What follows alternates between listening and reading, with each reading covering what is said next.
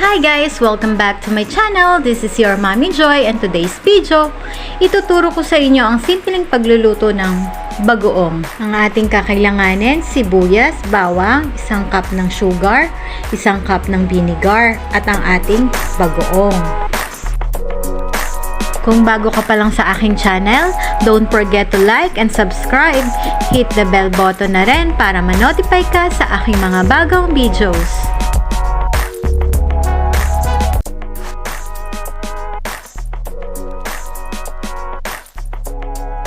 Igisa lang natin ang ating bawang, sibuyas at ang ating kamatis.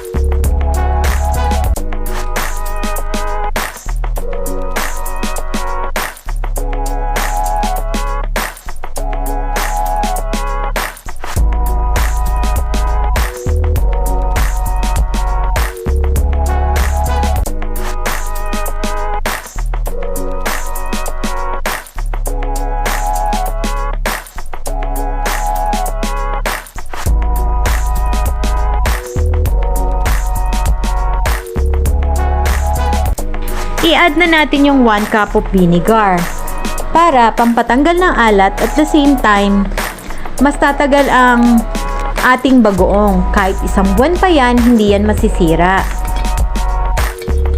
By the way guys, hugasan nyo ng 2 beses yung ating bagoong para hindi siya ganun kaalat.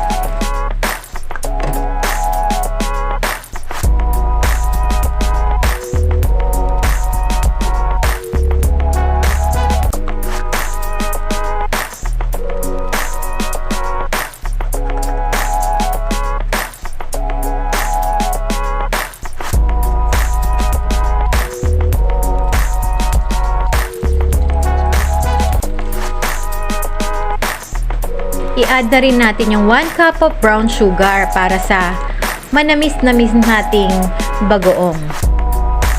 Kung gusto nyo naman din ng maanghang, mag-add lang kayo ng 2 hanggang 3 sili.